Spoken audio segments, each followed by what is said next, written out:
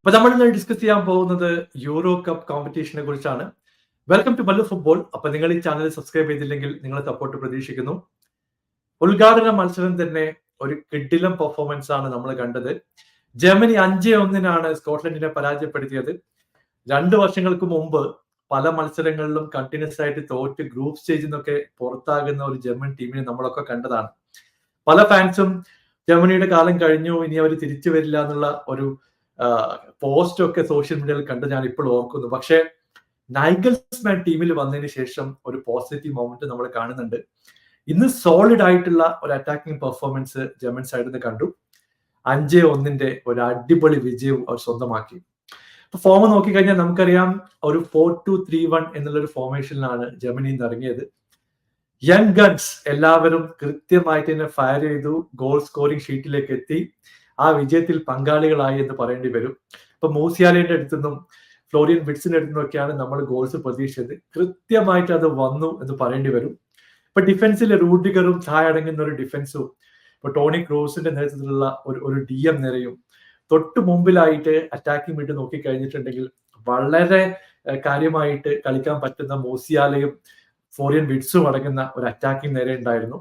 ഇപ്പൊ കളി തുടങ്ങുമ്പോൾ കായ് ഹവേർട്സിനെ ഒരു സെന്റർ ഫോർവേഡായിട്ട് കളിപ്പിച്ചു. അതാണ് ഒരു നെഗറ്റീവായിട്ട് എനിക്ക് തോന്നിയത്. അതിനെപ്പറ്റി നമുക്ക് ഡിസ്കസ് ചെയ്യേണ്ടതുണ്ട്. എന്നാൽ സ്കോട്ട്ലൻഡിന്റെ ഡിഫൻസ് നോക്കിക്കഴിഞ്ഞിട്ടുണ്ടെങ്കിൽ പരിതാപകരമായിരുന്നു. ശരിക്കും പറഞ്ഞാൽ അവരെ കൃത്യമായിട്ട് സ്ട്രെച്ച് ചെയ്തിട്ട് ഗ്യാപ്പ് ഒക്കെ ക്രിയേറ്റ് ചെയ്യാൻ ജർമ്മനിക്ക് സാധിച്ചു. മാൻ മാർക്കിംഗ് ഒക്കെ വൻ ഷോകായിരുന്നു. ശരിക്കും പറഞ്ഞാൽ ലോങ് ബോൾ ഇടുമ്പോഴും പെട്ടെന്നുള്ള ജർമ്മൻ ടീമിന്റെ ലെഫ്റ്റ് വിങ്ങിലുള്ള മൂവ്മെന്റ് ഒക്കെ വരുമ്പോൾ സ്കോട്ട്ലൻഡിന്റെ ഡിഫൻസ് ശരിക്കും പകച്ചുപോയി എന്ന് പറയേണ്ടി വരും. അവർക്ക് ഒന്നും ചെയ്യാൻ പറ്റിയില്ല. അറ്റാക്കിംഗ് വൈസ് നോക്കിയാലും സ്കോട്ട്ലൻഡ് വൻ ശോകമായിരുന്നു. ഇപ്പൊ മെഗ്വിൻ ആയാലും ഫോർവേഡില് 1-2 ഓപ്പർച്യൂണിറ്റി ക്രിയേറ്റ് ചെയ്യുന്നൊക്കെ പ്രതീക്ഷിച്ചു. പക്ഷേ അവസാന നിമിഷം വരെ അവർക്കൊരു ഷോർട്ട് ഓൺ ടാർഗറ്റ് പോലും ഒഫൻസീവിൽ ഉണ്ടായിരുന്നില്ല. ബോക്സിനകത്ത് കയറാൻ പോലും ആ ഒരു ടീമിനെ ജർമ്മൻ ടീം അനുവദിച്ചില്ല എന്ന് പറയേണ്ടി വരും. പലപ്പോഴും മിഡ്ഫീൽഡിൽ നിന്ന് അഗ്രസീവായിട്ട് പ്രസ് ചെയ്ത് ബോൾ റിക്കവർ ചെയ്യുന്ന ജർമ്മനിയുടെ ടീമിനെയാണ് നമ്മൾ കണ്ടത്. വിങ്ങേഴ്സ് ആയാലും കൃത്യമായിട്ടുള്ള ഒരു ഓപ്പർച്യൂണിറ്റി ക്രിയേറ്റ് ചെയ്യാനും ബോക്സിലേക്ക് ബോൾ ഇടാനും കഴിഞ്ഞു. ശരിക്കും പറഞ്ഞാൽ ഇന്നത്തെ പൊസിഷനും നമ്പർ ഓഫ് ചാൻസ് ഒക്കെ വെച്ച് നോക്കി കഴിഞ്ഞിട്ടുണ്ടെങ്കിൽ ഒരു 10 ഗോളൊക്കെ അടിക്കാനുള്ള ചാൻസ് ജർമ്മനിക്ക് ഉണ്ടായിരുന്നു. പലതും ചെറിയ വ്യത്യാസത്തിലാണ് മുമ്പോട്ട് പോയത്. മറ്റൊരു എടുത്തു പറയേണ്ട കാര്യം ഇന്നത്തെ റെഡ് കാർഡാണ്. ഫസ്റ്റ് ഹാഫ് തീരാൻ അടങ്ങുന്ന ഒരു സിറ്റുവേഷനിലാണ് ഗുണ്ടുവനെ ബോക്സിൽ വെച്ചിട്ട് ഡിഫൻഡർ ഫൗൾ ചെയ്യുന്നത്. അതോടുകൂടി കളിയാകെ മാറി. സ്ട്രേറ്റ് റെഡ് കാർഡ് കിട്ടി. മൂന്നാമത്തെ ഗോളിനുള്ള ഒരു പെനാൽറ്റി ഓപ്പർച്യൂണിറ്റി ജർമ്മനിയെ തേടി എത്തുകയും ചെയ്തു. കൃത്യമായിട്ട് കായ് ഹവേർട്സ് അത് കൺവേർട്ട് ചെയ്തു. അങ്ങനെ ഫസ്റ്റ് ഹാഫിൽ തന്നെ 3-0 ലീഡിലേക്കാണ് ജർമ്മനി പോയത്. പിന്നീട് സെക്കൻഡ് ഹാഫിൽ സബ്സ്റ്റിറ്റ്യൂഷനിലൂടെ ഇപ്പോ നമുക്കറിയാം ഫുൾക്കർവിന്റെ ഒരു പൊട്ടൻഷ്യൽ നമ്മൾ ഡോമോൺ സൈഡിലൊക്കെ കണ്ടിട്ടുള്ളതാണ്. പുള്ളി കിടിലം ഫോമിലാണെന്ന് വന്നപാടെ തെളിയിച്ചു. അടിപൊളി ഒരു ഗോളോടെയാണ് ഫുൾക്കർവ് തുടങ്ങിയത്. എനിക്ക് തോന്നുന്നു, എന്റെ ഒരു പേഴ്സണൽ ഒപ്പീനിയനിൽ ഫസ്റ്റ് ഹാഫിൽ ഫുൾക്കർവ് ഇറങ്ങിയിട്ടുണ്ടെങ്കിൽ ഈ ഗോൾ നില ചിലപ്പോ ഒരു 8-9 പോകാനുള്ള സാധ്യത ഉണ്ടായിരുന്നു. അത്രയും ക്ലിനിക്കൽ ആയിട്ടുള്ള ഫിനിഷിംഗ് ആണ് ഫുൾക്കർവിന്റെ സൈഡിൽ നിന്ന് നമ്മൾ സെക്കൻഡ് ഹാഫിൽ കണ്ടത്. പിന്നീട് കളി അവസാനിക്കുമ്പോൾ ഒരു ഗോൾ കൂടി വന്നു. അങ്ങനെ 5 ഗോളിന്റെ ഒരു ലീഡിലേക്ക് ജർമ്മനി പോകുന്ന ഒരു സിറ്റുവേഷനിലേക്ക് വന്നു.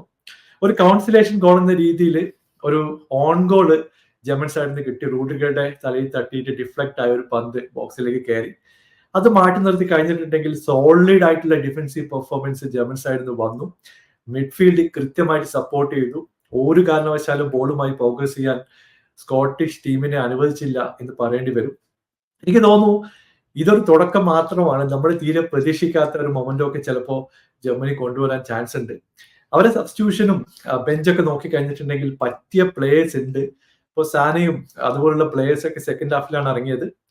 എന്തായാലും ജർമ്മൻ ടീം ശക്തമായിട്ടുള്ള ഒരു മുന്നേറ്റം ഈ ഒരു യൂറോ കപ്പിൽ നടത്തും എന്നുള്ളൊരു പ്രതീക്ഷയാണുള്ളത്. പിന്നെ നൈഗൽസ്മാന്റെ സെലിബ്രേഷനും അലിയൻസ് അരീനയിലെ അറ്റ്മോസ്ഫിയറൊക്കെ കണ്ടാൽ നമുക്ക് മനസ്സിലാവും അവർ ഫുൾ ഫോമിലേക്ക് പോയിട്ടില്ല. ഇനി യൂറോ കഴിയുന്നതോടെ ചിലപ്പോ അങ്ങനെ ഒരു സിറ്റുവേഷൻ വരാതിരിക്കും എന്ന് നമുക്ക് പറയാൻ പറ്റില്ല. നിങ്ങളുടെ അഭിപ്രായം താഴെ അറിയിക്കുക.